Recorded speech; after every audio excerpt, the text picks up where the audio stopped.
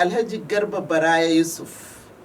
kaji abubuwa da ke gudana a harkan hidimar ƙasa. Shin me kake ganin ya kamata a yi? Ya kamata a bar masu hidiman ƙasa su yi shi a jihohinsu ne, ko a'a a inda aka wajabta musu?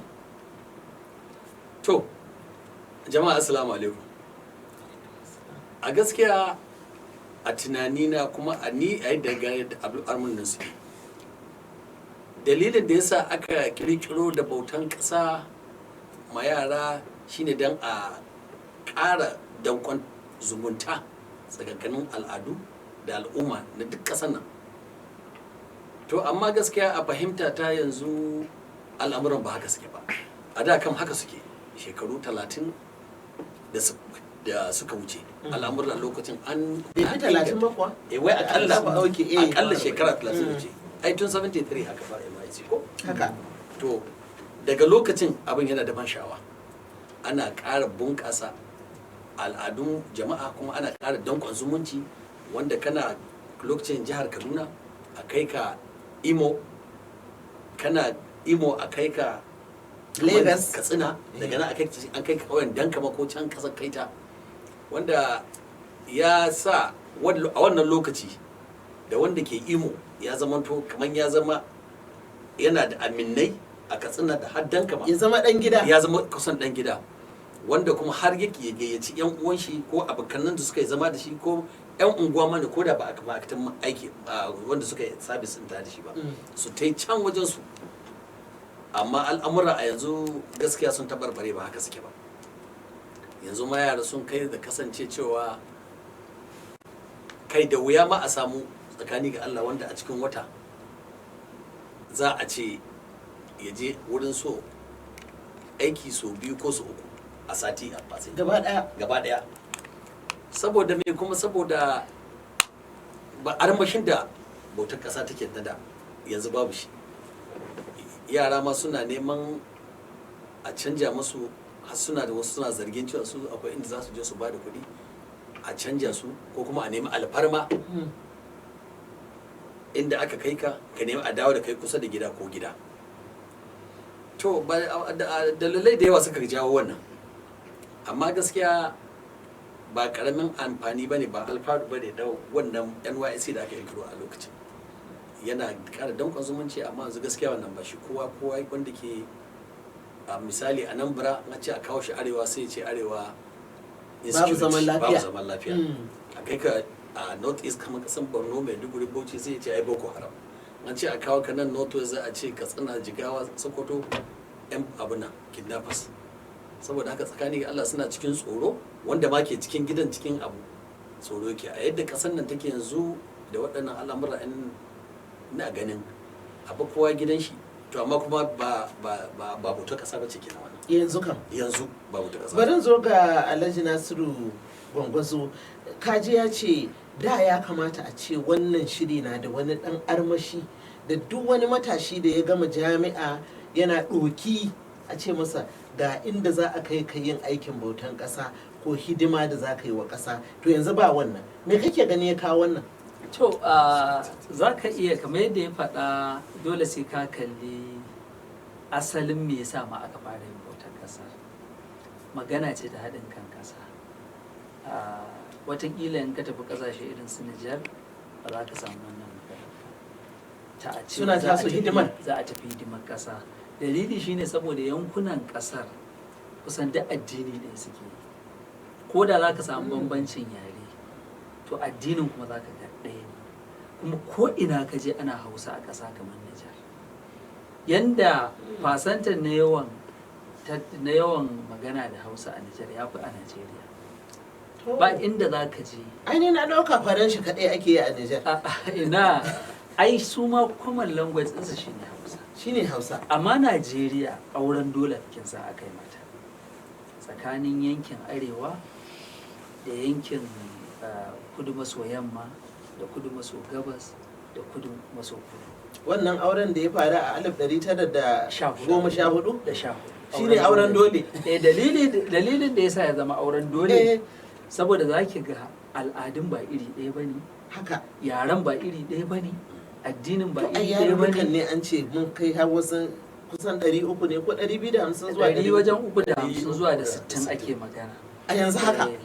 ake magana. To don haka sai shugabanni na baya masu hikima a lokacin Yakubu Gowon tun ma kafin shi aka fara tattaunawa cewa ya za a samar da haɗin kan ƙasa, bambance-bambance da ake samu ya zama na an samu. To shi a lokacin Yakubu Gowon ba an gama yakin basasan ƙasa shi ne aka kirkiri wannan NYSC ƙasa NYSC 1973 yawa yanda abinda hikimar ita ce in aka ɗauke ka misali daga Kano ko daga Katsina aka kai ka Enugu aka ce ka hidimar ƙasa za ka je ka saba da yan gunka ya abokai wataƙila ma ka ga wata ka auro yawa ko kuma ka can za ka zauna gaba ɗaya ko kuma ka zauna can gaba ɗaya ko haka shi ma wanda yake daga yankin kamar Bayelsa ko yankin Ogun zai iya tahowa ya tafi Maiduguri ya je can ya zama ma shi kenan rayuwarsa ta koma can. To wannan abin a yau da gobe a hankali ana ganin zai sa ƙasar ta ɗinke ta zama ɗaya, zai sa ƙasar ya zama na cewa ko da ba sa aka ce za a yi sai ka ga to ai akwai ƙanin babata a gari kaza saboda babansa can ya je ya auro mace don haka ba za ka iya faɗa da yankin ba. A haka a hankali bayan shekaru da yawa sai a ɗinke a zama ɗaya. Ai kusan duk ci gaban wannan tsarin ne yasa lokacin da aka sami gwamnatin Murtala Ramat Muhammad da ta zo sai ta soke tsarin a dinga kiran jihohi da yankuna sai a ce wai north east state sai aka ce an soke saboda duk a haɗa kan ƙasa sai dai a kira shi da sunan garin wajen. Misali kin ga da ai arewa maso gabas sunan jihar arewa maso gabas sai aka yi wato da aka yi yankunan nan na region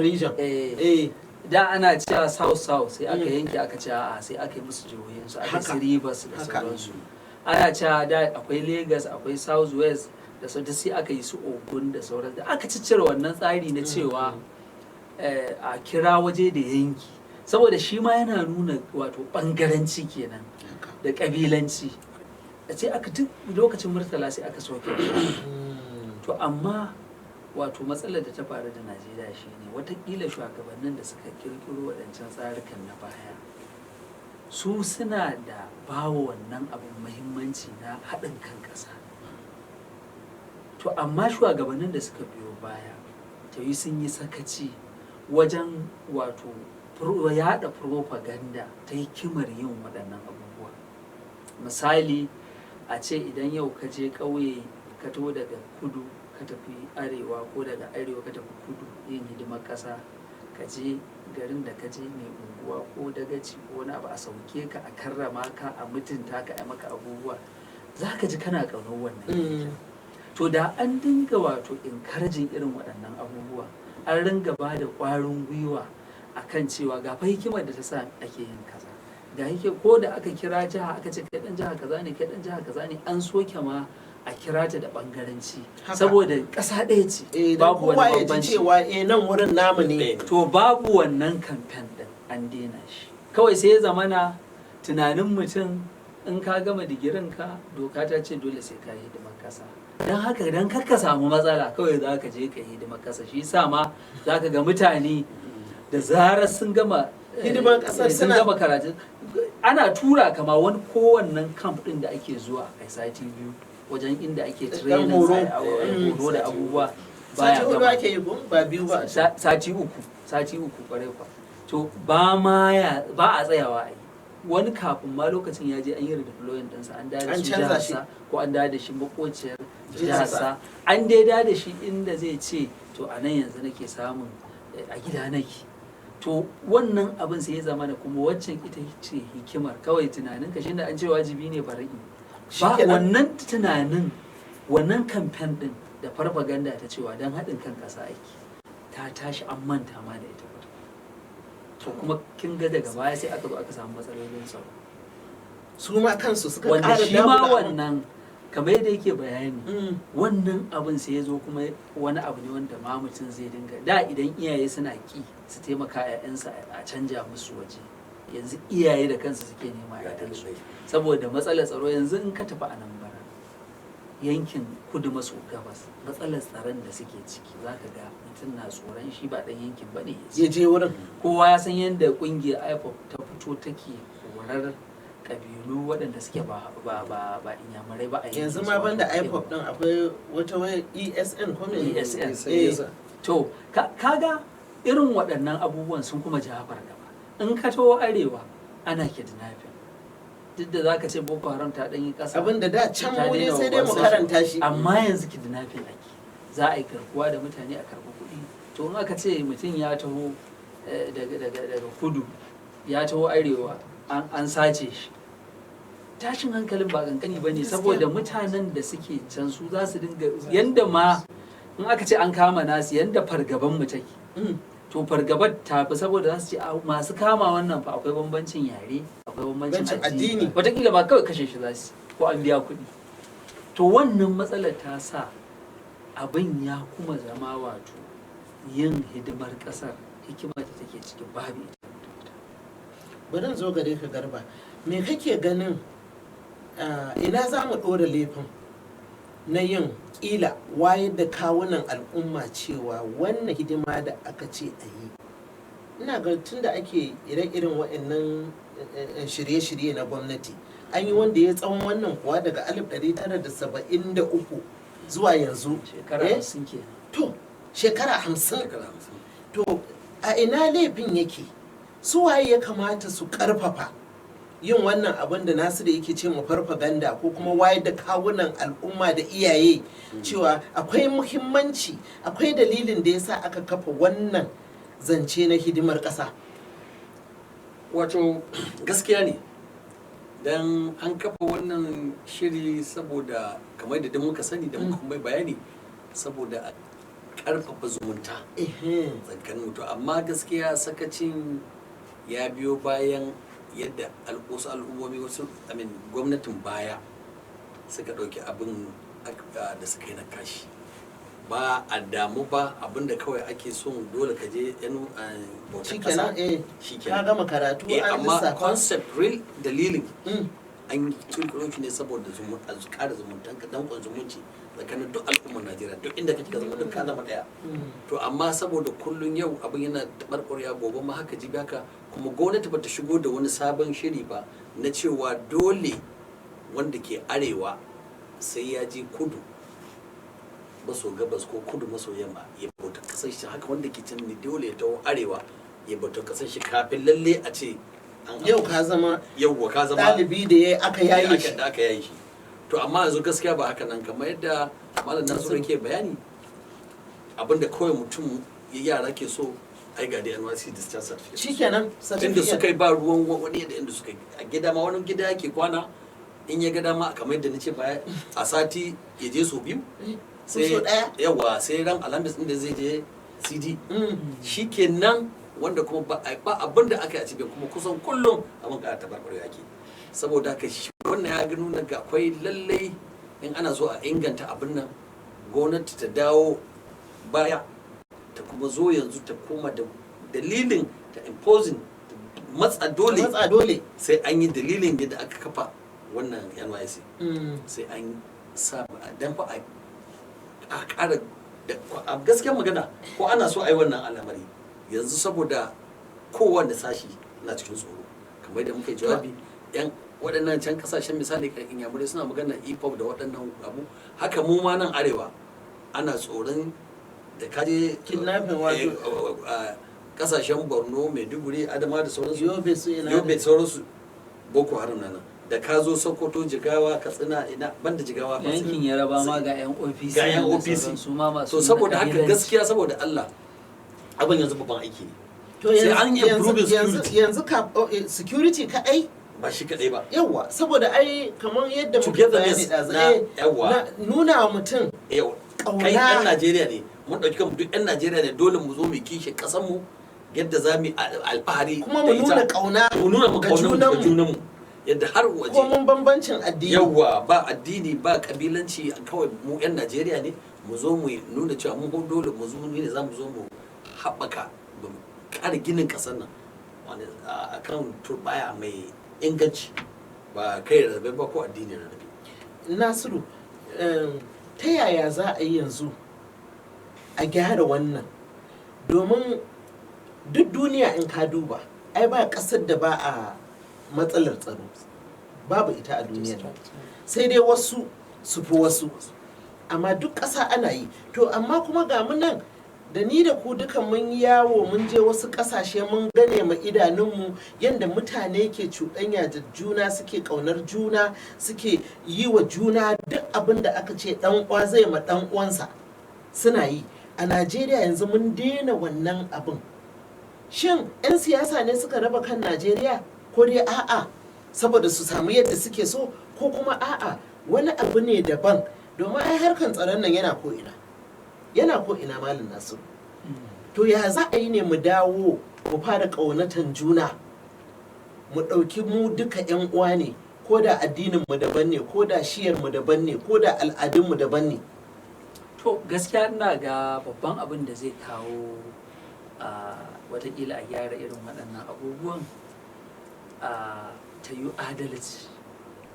Idan aka samu shugabanni waɗanda za su iya wa kowa adalci, to watakila za a samu wannan bambanci. Saboda ko zaman lafiya adalci yana iya wanzar da shi. Idan kika ga wato abubuwa sun taɓarɓare sun lalace yawanci in ka bi diddigi za ka ga yadda ake tafi da ƙasa akwai rashin adalci a ciki, akwai kashin dankali. Yanzu misali akwai nuna son zuciya kenan. Yanzu bari in baki wani misali. Yau idan wani ya zama shugaba na wani yanki, sai ka ji in yankin suna zargin sa, ai wasu yake fifita ma. Misali mun ga yadda aka yi gwamnatin shugaba Muhammadu Buhari. Yan arewa kullum kukansu shine ya fi fifita yankin Yarabawa da yammaci. Ba a kalli kasar a matsayin kawai ai Najeriya ce ba kawai. Ma yankin Yarabawa ne a ɗauke kai a yi dai Najeriya ce, shi ma kuma sai wa kowa adalci. Haka kuma in kika kalli yanzu wannan gwamnatin da ake ciki yanzu ta Bola Ahmed Tinubu, shi ma ana ta zargin sa da cewa yana fifita shi kuma kabilarsa ta Yarabawa nan da yake. To saboda haka wannan rashin adalcin da ake samu daga shugabanni na daga cikin abin da yake kuma ta gayyar wato gaba da kiyayya a tsakani. Duk lokacin da kowa ya ji a ransa cewa haƙƙinsa ya fita, an daidaita shi da iya bisa adalci an ba shi haƙƙinsa, to zai yi wahala ka samu wannan kiyayya da wannan rarrabuwar kan. Ba za ka rasa cewa ko ma me za a yi, tun da dai ana da bambancin kabila da yanki da addini, sai ka ga wannan bambancin koya yake, amma za ka tarar babu gaba, ba kiyayya, babu tunanin na je yanki kaza za a iya halaka ni, ba duk wannan abubuwan za su iya kawo, kamar yadda muka gani a shekarun baya an sami irin wannan. To adalci zai iya wanzar da wannan wato zaman lafiya da kuma haɗin kai a faɗin ƙasa. Garba, baka ganin son kai ne yake sawa mutane ke zargin gwamnati da cewa ba ta yi daidai ba? Domin ai in aka bi dokar ƙasa, an ce duk gwamnatin da za ta zo in za ta raba mukaman ministoci fa sai an yi dukka jihohin nan 37, wato 36 har da birnin tarayya, kuma haka ake yi a ɗauko daga ko'ina a naɗa mutum a minista. To ina son kan ya shigo? To yanzu muna maganan kan ba a jin bautan kasa ne ko kotu da a bautar kasa ai yanzu abubuwan da suka kawo rashin haɗin kan su muke faɗi ai da yasa wannan doka ta bautar kasa ta zama ba ta da tasiri haka. To muna iya danganta shi da haka zuwa wani fanni, saboda a gaskiya kamar yadda Nasiru ya riga ya ɗan yi magana kaɗan a baya, ya nuna in yanzu Bahaushe ko ɗan arewa ke shugabanci ke mulki dole yanzu ya sai kaga an nuna dole alau gashi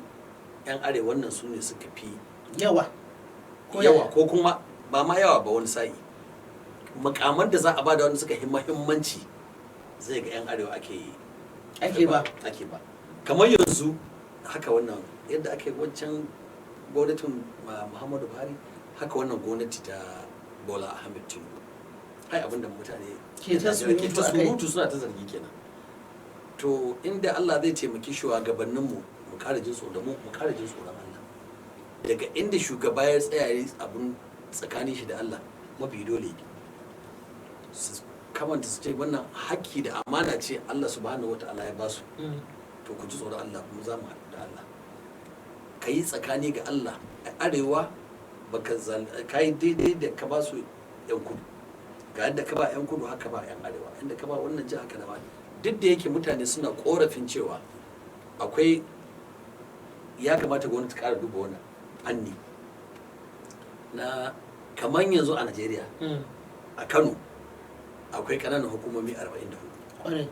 kamar a Bayelsa akwai ƙananan hukumomi kamar guda 8 ko wata jiha tana da kamar 8 yawwa to yanzu an zo an ce Kano misali tana da sanata 3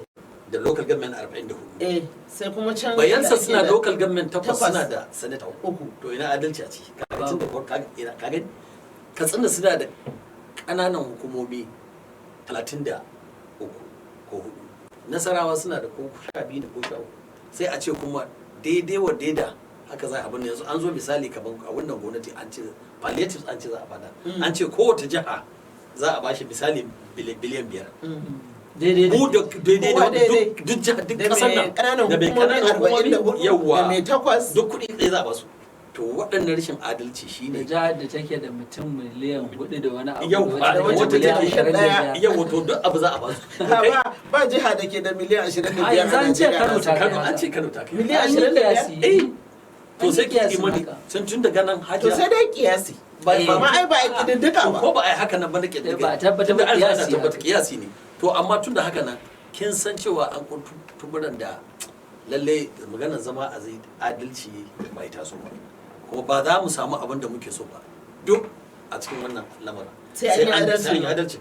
kenan sai an gyara dokar kasa to wannan kuma kin san ke ko shi wanda ba nan yake ba misali ba daga nan sashin baki ba ya san su 13 ne munan mu 100 ne sai aka ce bari a bada miliyan 13 su kuwa zai samu miliyan 1 munan mu 100 sai a bada miliyan 13 kuma to hajiya za ki ci azamna sai a tashi da 100,000 to shi ke yana ɗaya daga cikin wanda abin da ke sawa sai in shugaba daga fannin yana ya samu sai ce ai mu an daɗe ana zalunta ko da ke Allah ba wai dan saboda ni ina dan arewa ba amma gwargwado yan arewa suna kanta gwargwado ban ce ai perfection sai Allah sorry ba amma suna kamantawa ai shi sa na baka daidai sai Allah yanzu lokacin da shugaba Buhari ya mulki ai shi gari ake ma duk manyan ayyuka na ci gaba ma kasu kudi ya kai haka to aka inda kamantawa shi sa da sabanin wannan yanzu shugaba ne a wasu misali ai shi kuma zargin da ake ya karkatar da abu ga yankinsa ai magana ce da cewa arewa suna kara suna kamantawa ni ma tunani na kenan ban ce haka nan bane amma ni a gani na da kuma ganin mutane da yawa waɗanda suka yi mulki yan nan wurin suna kamanta amma su wannan yana daga muhimmancin da cewa a ji tsoron Allah mu zo a da kamanta saboda haka da wuya kenan Najeriya ta samu irin haɗin kan da muke nema sai an yi wannan adalci an ba adalci ko gidanka in ba adalci ba za ka zauna lafiya kuma wato shi yasa ma in ka kalli tsarin mulkin da muke bi watakila za ka kalla kuma shi ya ja wannan matsala kaga yanzu kamar maganar sanatoci ai kaga kundin tsarin mulki ne ma ya tanada sai kasa gane ina tunanin mutane to ai to lokacin da aka zana kundin tsarin mulkin wato ba ai tunanin za a samu karuwan yawan jama'a ba akwai dama tun a lokacin dama ba ma haka nan ba hajiya tun a bayan Nasiru ni abin da na lura da shi 1979 mun kai miliyan 2 da miliyan amma fasantar din yawan a lokacin ka ce Kano miliyan 1 ce to jihar da ake cewa yanzu suna da miliyan 4 ba su ba 300 ko 200 haka misali haka in ka ce jihar Lagos a wancan lokacin tana da miliyan 1 to a wancan lokacin jihar da take da miliyan 5 a yanzu watakila abin da take da shi bai fi miliyan 2 bai fi 300,000 wato ba su yi hangen kila a karu ba kenan. A'a ba kawai ba haka tsarin wato tsari ne ba a tanadi ba wato yanda abin yake shi ba a kiyasi ba su sun kalli ƙasar Amurka sai suka kwaikwayo tsarin mulkin su da ma ba su yi la'akari da yanayin mu zamantakewa haka munan arewa tunda kin ga butali munan kamar zamantakewa mu ta Najeriya bai kamata in zaka kwafo abu daga wata ƙasa ka sa shi yanda yake can ba kuma yanzu idan ka duba za ka ga yanzu menene amfanin majalisar wakilai da majalisar sanatoci kaga wannan ma na abu ne da ya kamata wato maimaitawa aka yi to kashe kudin kasa ne wato hajiya ba wannan ba Nasiru ni abin da na fuskanta take anan da aka tashi rashin adalcin da aka yi an san dan arewa musulmi yana auren mata 4 da ya sai kai 30 kai kadai amma yawancin wasu matan ma in san rasu an yadda kama ya kai yawa amma wasu da yawa yana da abakane mace daya da ɗahuru kaga su biyar kenan har ya gama rami shi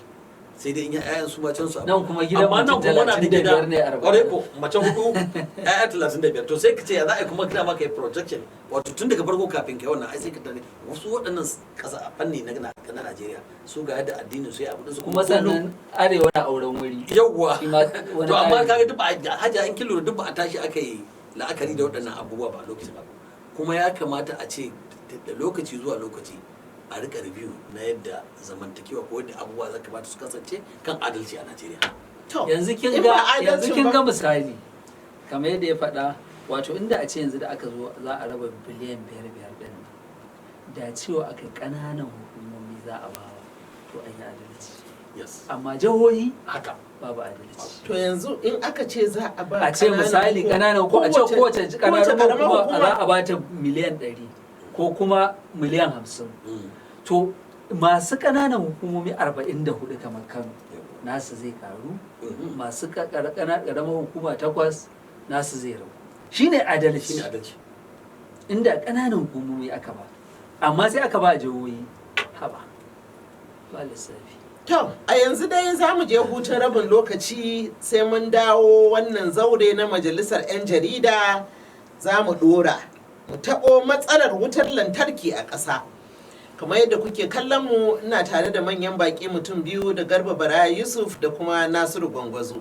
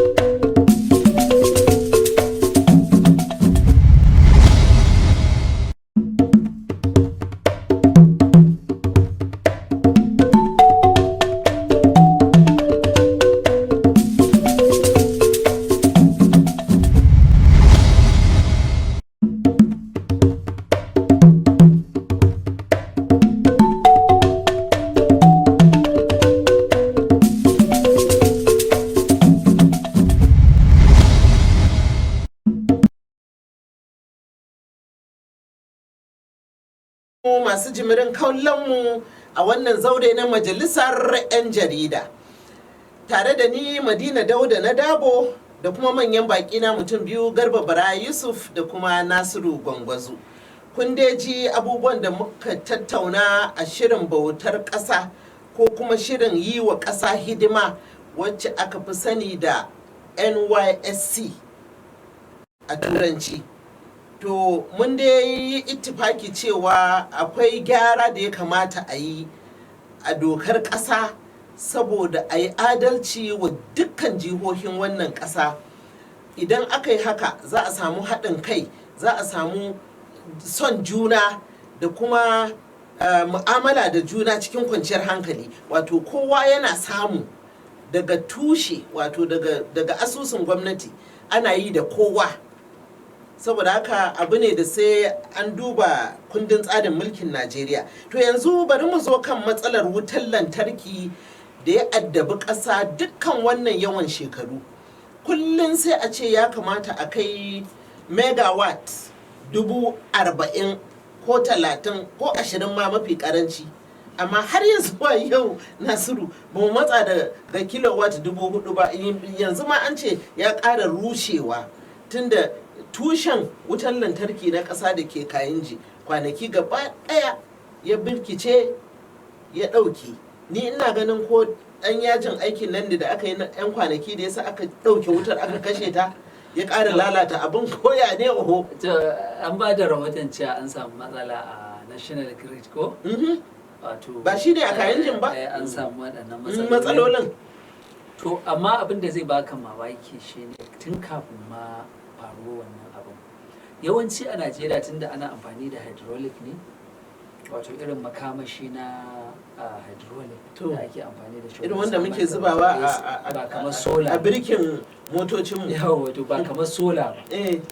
wanda mai amfani da ƙarfin rana kasashe da yawa wanda suka ci gaba suna amfani da hasken rana kawai su samu da wutar su. To mutum da hydraulic ne ana amfani lokacin ruwa ya fi samu yawan ƙarfin ruwa da yake juyawa ƙasa ta fi samun an fi samun wannan makamashin. To amma abin mamaki a wannan shekarar duk da cewa an samu wato ruwa sosai amma ba a samu wutar lantarkin mata isasshe ba yadda ya kamata yadda aka saba ba. Ko da akwai lalacewa a baya in damuna ta yi nisa akan samu wato ci gaba a tafi fuskar wutar lantarki. To ita kuma harkar lantarki in ka kalle ta gaba daya wato harka ce wacce idan babu ita ba ta inda ƙasa za ta cika. Duk wani ci gaba yana zuwa ne daga harkokin da suka shafi makamashi saboda masana'antu ya za a yi su motsa matuƙar babu wutar lantarki. Ta yaya za a yi a ce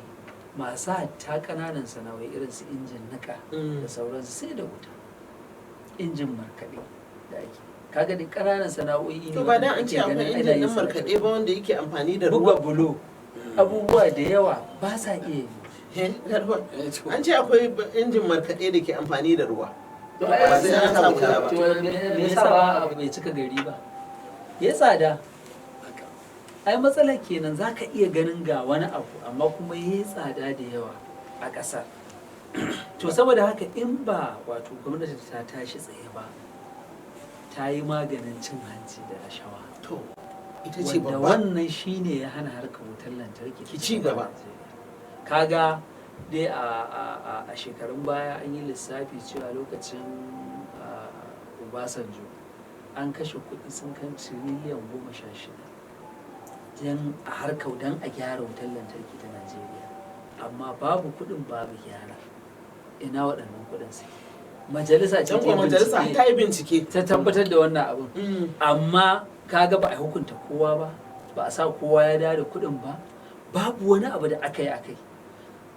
Gwamnatocin da suka biyo baya su ma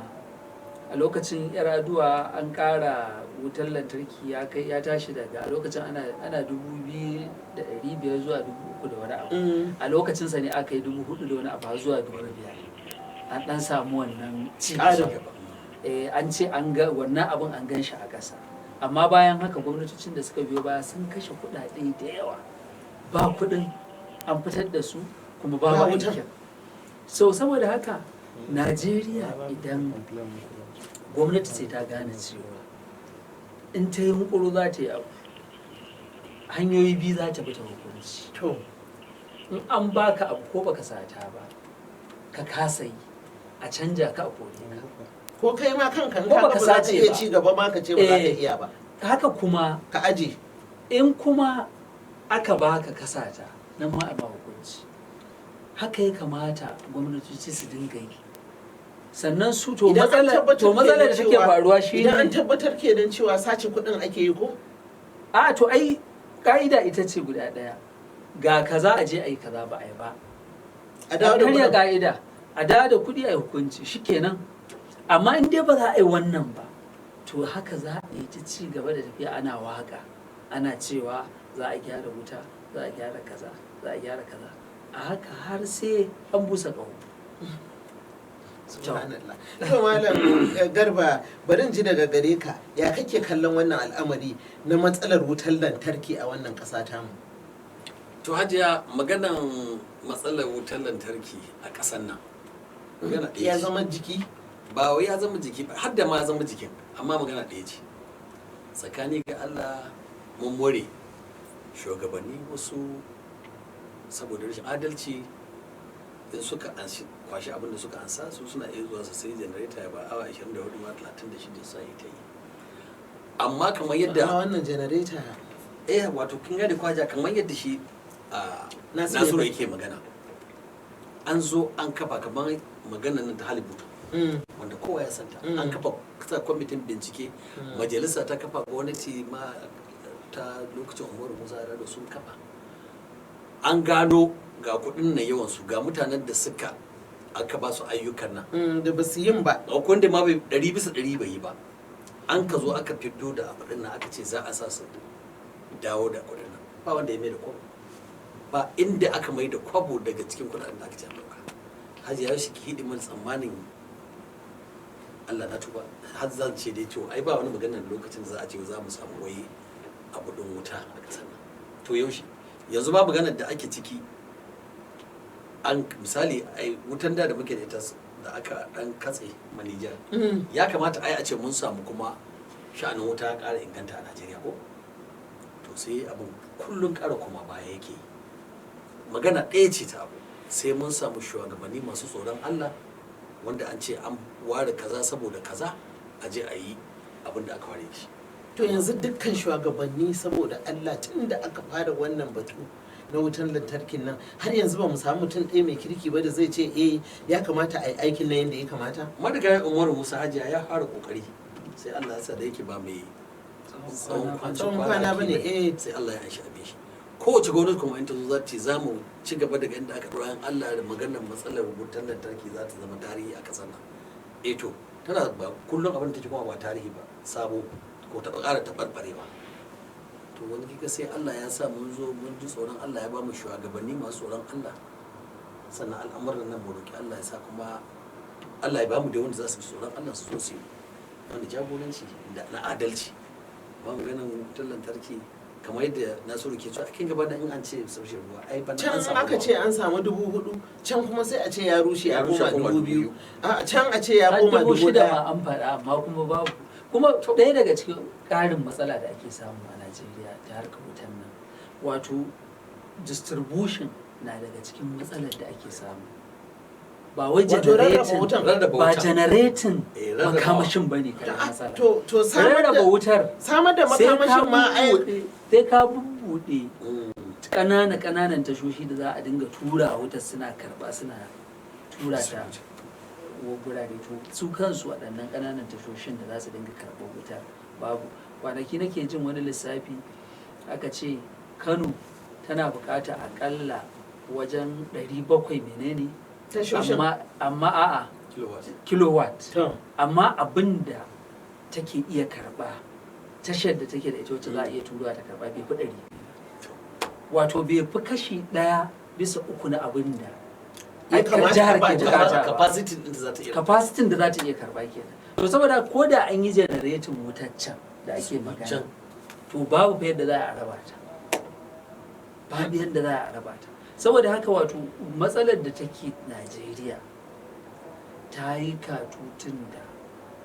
wato sai dai addu'a kawai. To ya za mu gyara? Ya kamata ai muhimmancin yin irin waɗannan shirin kamar wannan majalisar 'yan jarida yanzu da muke tattaunawa shine mu samu abinda hausa ake cewa in kunne ya ji gangan jiki ya tsira, to mu ba da shawarwari ya za a yi a gyara wannan al'amari. Ana ta magana shugabanni masu adalci, shugabanni masu adalci, su kansu shugabanni ya za mu gane shugaba mai adalci? Ai ba ki sani ba, wato ɗaya daga cikin abin da ya kamata shugabanni su yi, ko da ba sa son 'yan ƙasar ko ba sa son ƙasar, to su so kansu ba ta fuskar tarihi. A ce yau mutum misali shugaba ya tunanin cewa ina so in zama gandun Najeriya, Indira Gandhi na Indiya da 'yan Indiya suke kaba za su bauta masa saboda wani abun alkhairi da ya musu. Dukiyar da Najeriya take da shi da shugabannin mu za su yi tunanin yau shugaban kasa ya ce ina son zama kamar Indira Gandhi a Najeriya, saboda baya bukatar Indira Gandhi ai mace ce ko? A'a, namiji. A Indira Gandhi mace ce. Gandhi ba Indira Gandhi ba. Gandhi nake so. Ko Mahatma Gandhi. Indira Gandhi yarsa ce. Yawa, Mahatma Gandhi. Gandhi Najeriya. Ka ga dai yanzu misali duk mutumin da ya zama shugaban Najeriya za ga ba yaro bane ba kuma talaka ba. Ya san ciwon kansa. Yana da komai da yake bukata a rayuwa. Da haka inda zai kuma sata kuɗi ko naira ɗaya sata ba abin da ba za ta yi ma amfanin kamai ba. To da zai tsaya ya ce bari ni kuɗin gina ƙasar nan, tarihi na in a wata rana ma wani ya zo ya ce yana son ya ga ɗana kawai ko jika na, saboda ya yi aikin gina ƙasa. To wannan abin da alama su kalle shi su ce su muke babbar legacy, to watakila ma da an huta, duk da an huta da wannan masifa. Ai a malam Nasiru magana ce kenan ɗaya dai, magana hajiya ce ce ba da shawara Allah yawa magana ba da shawara, ai shawara gata mu samu Allah ya babu shugabanni, ya taimake mu babu shugabanni masu jin tsoron Allah waɗanda za su zo su gyara mana wannan al'amura. Ai ba wani asiri bane ciki. Allah ya mana arziki ba sai yiri bane. Allah ya mana arziki kasar nan kuma akwai kuɗin nan, amma an ce kai ɗauki wannan kuma duk duniya an ce Najeriya ce ƙasa kaɗai wadda zaka je jihohi ka samu masallatai da majami'u fiye da ko ina a duniya. Fiye da ko ina a duniya. To amma tsoron Allah fa babu a zukatan mu. To ubangiji Allah ya bamu shi, ya kamata mu canja halayen mu. Allah ya bamu shugabanni, mu ma muna da laifi ai. Mu ma da ake shugabancin mu ma masu kanan da abin laifi ba. Shi yasa Allah ke jarabtar mu da shugaba. To bari mu dawo maudu'in mu na ƙarshe, ita ma din ina ga ba abu ne mai daɗi ba, domin za mu tattauna ne kan lalacewar harkar lafiya a Najeriya. Akwai cibiyoyin ba da magunguna da aka ce an kakkafa a gundumomi da ƙananan hukumomi da jihohi a wannan ƙasa tamu, amma labarin da muke samu a jiya zuwa yau shine yawancin gundumomin nan ma sun koma harkar shan maganin gargajiya, saboda cibiyoyin nan ba su da wani amfani a wurinsu. Wanda aka yi wato hajiya Madina, abinda nake so ki fahimta da shi yanzu, al'amuran Najeriya ba na shugabanni ba ne, na al'ummar mu ne mu baki daya. Yawwa mu kanmu inda hukumomi suka shigo ciki suka fi laifi shine yanzu ba jihohi ko ƙananan hukumomi da zaka je da baka iska asibitoci ko ina ba, amma babu kayayyakin da za a gwada ma lahiya shin kana malaria, ita common ciwo ne babu zazzabin cizon sauro. An dai zo an gina asibitoci, an ba da kwangila da a an yi kango wanda ba magungunan ba, sai kadangaru da reptiles su shiga. Bayan shekara biyu dama aikin yadda aka yi shiga yadda aka yi shi, ko ya rushe can ko can ya crack ko ya ci dai ko ya wuce. To maganan wai a ce an kawo kayayyakin aiki, to ubangiji Allah ya sauke. An gina wurare, shi yasa kuma su masu hali da ciwo ya same su sai su tafi turai, su tafi kasashe a waje can. Muna nan in panadol ne za ga inferior abin ne wanda zaka sha kima maganin ma ciwon jiki. To wani ma an shigo da magungunan ai an zazzage jikin maganin ma an ga wasu abubuwa ne daban, dustin powder ko fulawa har allurai. Kaga a nan hukumomin da suke kula da wato ingancin kayayyakin magunguna su ma kamar nafda ya kamata wato wanda samu aikinta na'ura ne da za kula ta da haka sa ido. abinci da magunguna da ake shigo da su. kaga kama akwai lokacin da Allah ya taimake mu ka san kamar duk magana ta kama su wane ne ke shugabancin wani lokacin marigayya Dora a kulli. Dora Dora a kulli. ai duk kasar nan ba inda ba ta samu medal na yabo ba a duniya To mace ce kuma ana cewa mu mata ta tsaya da da kawahunta ta yi sanitizing wannan industry din to amma ta dan na san akwai wata kasuwa da aka ce sai da ta rufe shi a Onitsha. ƙware ko ta ji iske daidai wannan ampicillin ta zazzage sai a ga wai flash Ni kaina na zazzage, ni kaina na je wurinta da irin wannan na zazzagewan saboda me ya faru da ni ne kuwa na je a bani magani aka bani wanda ake ce ma antibiotic kenan ko? Anti-gloves. In yi amfani da shi in sha ko na kwana 5. To ya kamata in mutum ya sha kaga canji ko kuma ka tafi bawuli ka ji dan warin maganin. Ƙware ko haka. Na sha kwana 1, kwana 2. Shi ko wannan ku ai dole sai ka ji. Dole sai. Ko rana ɗaya ka sha sai ka ji. To ban ji komai ba sai na ɗauki maganin gaba ɗin sai na koma wurinsu. Na je na ce ni dai wannan magani da aka bani fa ina zargin akwai wani abu a cikinsa don baya aiki. Ban ji bambanci a jikina ba har yanzu makogwaro na ciwo. Ni da kaina na zazzage ɗaya daga cikin maganin wallahi abin da ke ciki faudan da ke ciki haka na ɗanɗana ba ɗaci ba alaman magani ba komi kawai kaman ko fauda ce ko garin alabo ne ba ko fulawa ce ko yanzu ka ga wanda ya yi wannan oda kamata ya duk a ce suna gidan yari an aka ce aka yi bincike to a nan ai ya kamata majalisa ya kamata a ɗora mu laifin wannan ko majalisar dokokin ƙasa ba su ke sa ido ba kan wa'annan ayyuka ai su wannan kyale su yan kaso mu raba ne su ɗin ai wato inda a ce majalisa tana aikinta ai wasu abubuwan da ba su faru ba domin an kafa su ne dama don su dokoki kuma don su sa ido su tabbatar da cewa kaza da ake yi an tafi da to amma saboda da sun zo kawai duk kwamitin da ya je yana supervising gurare yawanci zargin da ake musu shine bai wuce kawai in sun zo a basu kasansu ba su tafi ba sa aiki wato to amma wanda ya hana suka so shi suke wa tareri haka ne ake musu kenan haka zargin da ake musu kenan amma ma Nasiru ina ganin ni a tunanina ba za mu zargi yan majalisa a bana su kaɗai ba dalili na ai akwai mutanen shugabannin da aka sa kansu ayyukan su kenan duba waɗannan al'amura su kamar majalisa ai sa doka ne da oversight su akwai ma'aikatar ba aiwatarwa ai to masu aiwatarwa ne masu aiwatarwa suke kin aiwatarwa suke ki masu sa ido kuma saboda sun ki aiwatarwa in suka zo sai su ba su sai su shuna musu wani abu ai matsalar ta wannan ma'aikatu kamar misali ko ambaci nafda ɗazu har muka tuna da madam Dora a kungili wacce ta riga mu gidan gaskiya to akwai kuma ai wata ma'aikata organization haka mai kula da karkon kaya da ƙasa quality inganci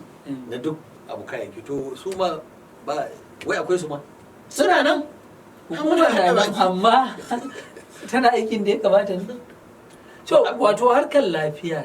da kamar yadda ka fara faɗa da su ita su manyan suna da mafita shi ya sa ka ga harkar lafiya ta gida duk shugaban da ya kamu da ciwo ko shi ko iyalansa ko kuma yana son a masa medical check-up zai tafi ƙasar waje ko menene za a caje shi ko menene za a yi masa to me yasa za su damu da sai sun gyara na gida to yanzu da bai shafe su ba yawan 'yan Najeriya miliyan 200 jiya wani yake ce ma miliyan 220 an tashi ma daga miliyan 210 hada wasu ba na ga wani kididdiga an sa a 2020 aka ce miliyan 218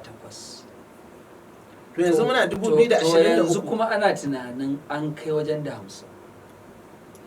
to wato hajiya ne abin da miliyan 250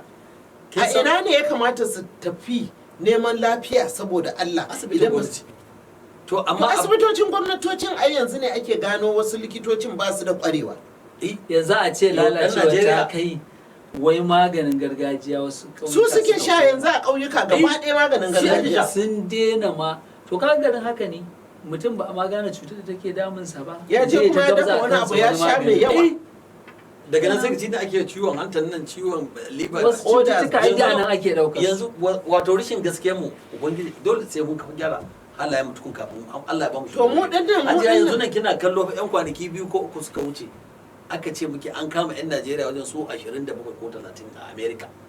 sun je da poached certificate nurses ne can suna ta aiki kwana 2 ko 3 suka wuce to ai abin da baraka ji abin da kuma 'yan kudu mana ai baraka ji abin da ya faru to ina suka samu wannan certificate daga nan gida suka same sai daga ma aka an kafaran cewa ashe duk forged abin ai kwanan nan an taba kama kama wannan rigimar da ake ta shari'an nan da ake ta magana ta shari'a certificate na zaɓe na shugaban ƙasa da kaza ai wannan abin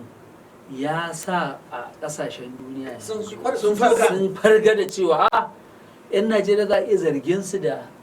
yin takaddun bogi to yanzu suna nan suna ta bibiyar 'yan Najeriya takaddun su kuma ana ta gano cewa da yawansu suna yin waɗannan takaddun bogi to hajiya ta yanzu ke hidi mani magana lahiya wato sai mun gyara halayen kamar da nake ta faɗa sai Allah ya taimake mu a samu shugabanci amma wanda kai da ake shugabanta ba kai ke da iko ba kai ke da waɗannan resources ba da Allah ya ba mu Allah ya ba mu arziki muna da alfahari da gaske Allah ya ba mu arziki to ko inda Allah ya ba mu arziki me zai sa kuma mun mutane muna cikin wahala ba inda zaka je zo a ce za a baka panadol shine ordinary abu kyauta to kila ma wanda za a baka ma ba mai kyan bace ba a shumbar kyan ma ina ake badawa hajiya in ka je asibitin yanzu dukkan waɗannan cibiyoyi da gwamnati take alfahari da cewa an kakkafa su hajiya bambancin kaɗan ne fa da private asibiti da na gwamnati kuɗin za a caje ka to ta hidiman ina ne ina magana sauki a lafiya kuma abin da zai baka haushi yanzu yawancin ƙananan asibitocin ma'aikatansu da an je an ba da lissafin za a biya kuɗin kaza za a biya kuɗin magani za a yi kaza sai su suke so a dinga ba su ko a ba su kashi ka a tura musu akawun su to wannan kenan ba sa so a sa a asusun asibitin hajiya wai kun san cewa ko da mai zaman kansa ne na gwamnati yau wai kin san cewa na gwamnatin yanzu akwai wurare ƙananan hukumomi da ward hajiya ya mutum ya shekara 10 shekara 15 20 yana casual a 5,000 10,000 a wata wani irin zalunci wallahi nake faɗa miki 5,000 10,000 Allah kuma wai kaji kuma su ce zuwa aikin amma yawancin su waɗanda suke da permanent wallahi ba haka su waɗanda wai wannan ina akwai asibitoci fa a nan da yawa da aka gano cewa akwai wani likita da aka ce ya taɓa aikin shekaru wajen 12 ba sun ce ba da takardun bogi da takardun bogi shi ba likita bane ba Allah kaɗai san yawan waɗanda ya kashe a wurin to yanzu waɗanda suke gudanar da waɗannan asibitocin shin ba su ne masu laifi ba a irin wannan su ne mana to ai shine yace miki ba ko da gwamnati ba ta sa ido ba yawa amma zan misali zan baki to mu ba mu a kasar China in ka saci kuɗin da a canji a shekarun baya da na sani suka kai naira 500,000 kuɗin Najeriya har da mutum zai a har yanzu har China ko to amma mu nan ba doka bace take aiki mutum zai so a kashe shi ne ai ba a hukunci ne yo Najeriya ko mata ka ga biliyan 40-50 cikin account na ba'a mako abu to ni akwai wanda idan kana lokacin da aka fara shari'a faru kuma sai kana ma'aikacin wasu wannan majalisar nan da aka yi kes da shi na ce ya karbi dala ana fara kes din wani ke cewa wai nawa ne kuɗi aka ce miliyan in ka canja su miliyan 93 ne ya ce sai an ɗaura mutumin nan kuɗin ba su da yawa da za ka saci abin da ya karɓa miliyan 93 ya ce ai in za ka saci kuɗi a Najeriya ka saci biliyoyin kuɗi in ka saci biliyoyin kuɗi shikenan da an yi maka ca sai ka ɗauki zai ka watsa musu tsaba shikenan sai shiru amma ka zo ka karɓi yan waɗannan canjin ta yaya ma za a yi ma ba za a ɗaure ka ba to hajiya menene mafita irin binciken da majalisa ta yi ko a wannan lokacin da ake cewa an gano kaza har ake cewa ai ya kamata a gurfanar da shugabannin ƙasa lokacin da suka yi mulki domin ƙarƙashin su wayannan abubuwan suka faru aka dawo aka ce a'a majalisa ba ta da ikon gayyatar su. To ai ku zan tambaya yanzu mafita. Ai ko majalisa take da ita kadai take da ikon gayyatar shugaban kasa ko gwamna.